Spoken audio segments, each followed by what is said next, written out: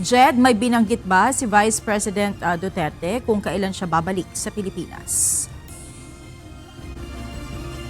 Monica, walang takdang petsa o araw na binanggit si Vice President Sara Duterte kung kailan siya babalik ng Pilipinas. Aniya, mayroon lamang siyang return ticket na nakaschedule sa April, ngunit hindi niya pa masabi yung eksaktong araw o petsa ng kanyang pagbabalik sa bansa.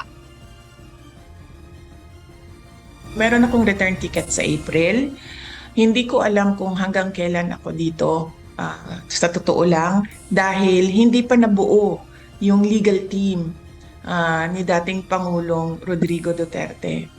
As Vice President, may obligasyon ako na buuin yung kanyang support group dito para merong tumutulong sa kanya na makalabas dyan sa ICC detention. Nilinaw ng pangalawang Pangulo na wala siyang balak manirahan sa The Hague, Netherlands. Sinabi ni VP Duterte na may return ticket na siyang nakareserba para sa Abril dahil ito ay requirement bago siya umalis ng bansa. Subalit hindi pa tiyak kung kailan matatapos ang kanyang ginagawa sa The Hague para tulungan ang kanyang ama na si dating Pangulong Duterte dahil hindi pa aniya kumpleto ang legal team nito. Ayon pa sa Vice Presidente, bagamat nasa ibang bansa, patuloy pa rin ang kanyang pagganap sa mga tungkulin sa Office of the Vice President. Nagpapatuloy aniya ang kanyang komunikasyon sa kanyang mga undersecretaries at assistant secretaries. Nakatulong niya sa pagpapatakbo ng mga proyekto ng OVP sa kabila ng limitadong budget. Okay lang po ang estado ng Office of the Vice President. Patuloy po kung ano man yung naiwan na mga projects sa maliit namin na budget. Ngayong taon na ito ay tumutuloy po siya. Daily po ang communication namin ng aming USEC at ASEC ng Office of the Vice President.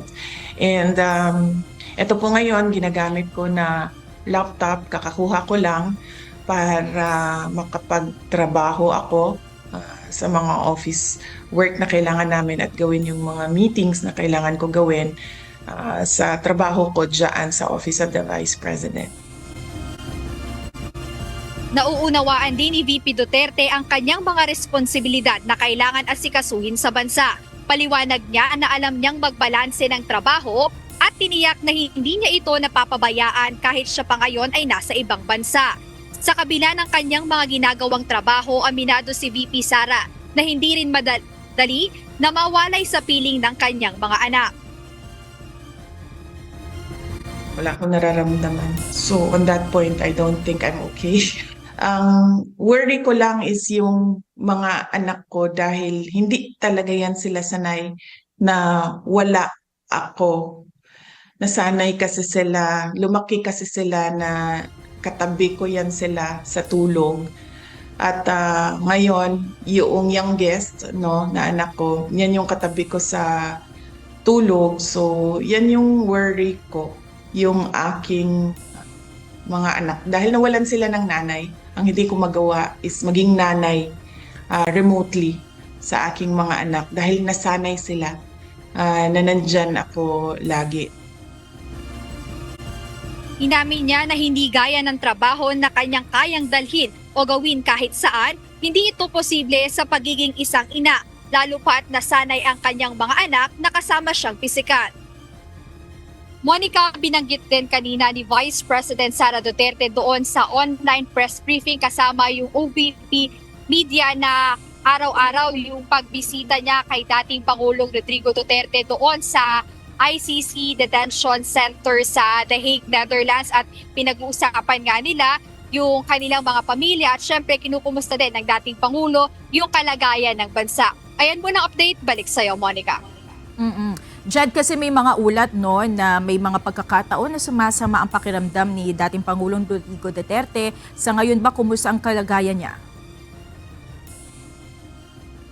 Yes, Monica, sinabi ni Vice President Sara Duterte na mabuti naman yung kalagayan ng dating Pangulo doon sa ICC Detention Center. Wala rin aniya siyang nakikita na serious health problems kay dating Pangulong Rodrigo Duterte bukod na nga lang doon sa natural na nararamdaman kapag may edad na o tumatanda gaya nung nararamdaman na pagsakit ng tuhod, pagsakit ng likod at nahihirapan ding mag-adjust o mag-adapt ang dating Pangulo doon sa malamig na klima doon sa The Hague. May pagkakataon din na walang gana yung dating Pangulo kaya nagre-request sila VP Sara ng gatas at prutas para sa dating Pangulo.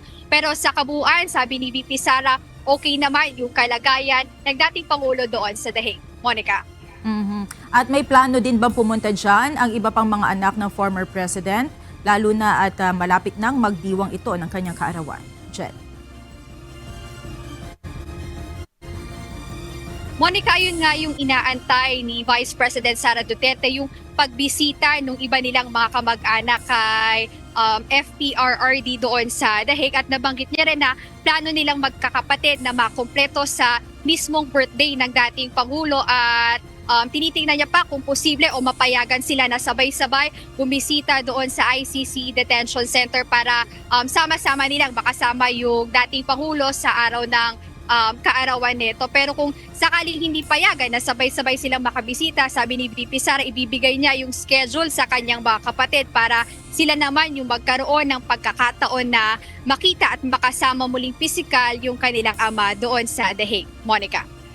Huling tanong na lang, Jed, no, nabanggit kasi ni VP Sara na mukhang indefinite muna yung kanyang magiging stay dyan sa The Hague. Papaano nito maaapektuhan yung gagawin nilang paghahanda sa napipinto naman yung impeachment trial, Jed?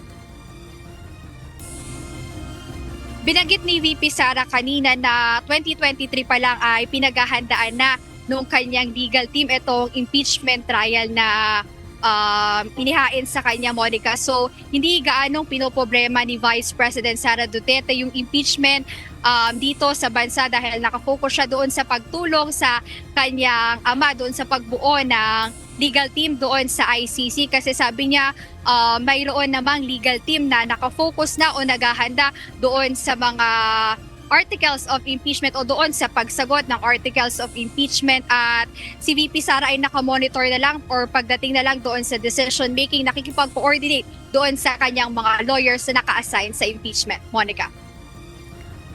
Maraming salamat. Jed Neresina, live mula sa Quezon City.